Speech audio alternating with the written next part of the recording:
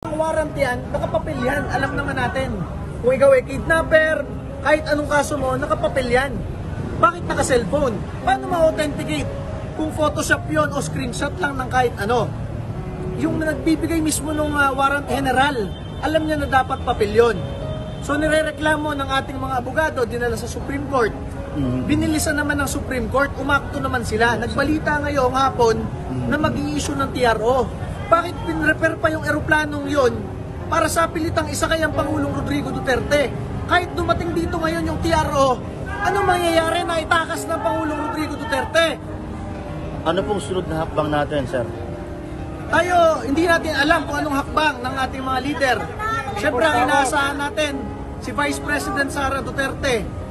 Pero masabi ko sa ating mga kababayang Pilipino, ang hina naman natin, na-experience na natin magkaroon ng isang presidente na talaga namang nilabanan lahat ng mga durugista at kriminal sa ating bansa. Talagang pinahina ang mga NPA na terorista na pumapatay sa ating mga pulis at sundalo.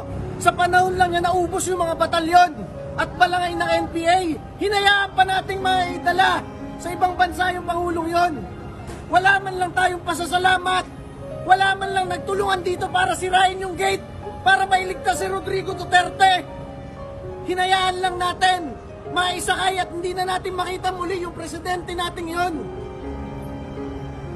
So mananatili tayo dito, sir? Mananatili ba tayo? Rally tayo para mapali si Marcos. Inaantay natin kung anong balita. Tulong tayo. Pero yun ang problema, nag-aantay lang tayo lagi ng balita. Nandiyan na mismo yung Pangulo ng Pilipinas, nasa labas lang. Nandito lang tayo maghapon. Nagbalita na yung Supreme Court na mag-i-issue ng TRO para hindi ilipat si Pangulong Duterte.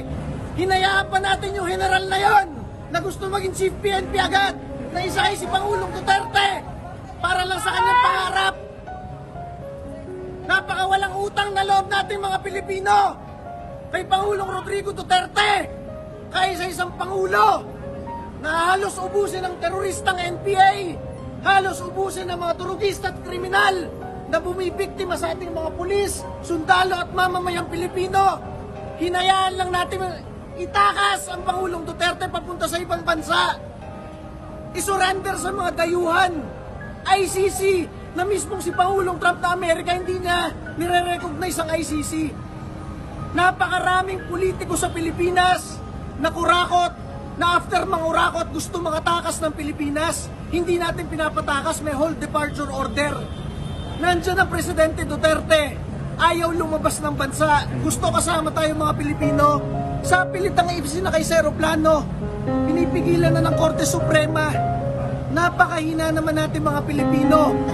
Talaga namang, kung ganun talaga napaka-failed ng ating estado. Sir, sa pangyayaring ito, sir, may mga nagkamali ba dito? May mga dapat kasuhan na opisyal? Hahanapin natin lahat, isa-isa yung mga yan. At ngayon, wala tayong masabi. 60 days election ng Pilipinas. Masabi ko sa inyo, wala sa inyong Duterte Youth Party List, tayo lang nagtanggol kay Pangulong Duterte sa Kongreso. Mga putang inang congressman na traitor kay Sara Duterte at mga politikong kurakot na nag-traitor kay Pangulong Duterte. Tandaan nyo lahat ng pangalan nila. Hindi natin iboboto yan ngayong eleksyon na ito.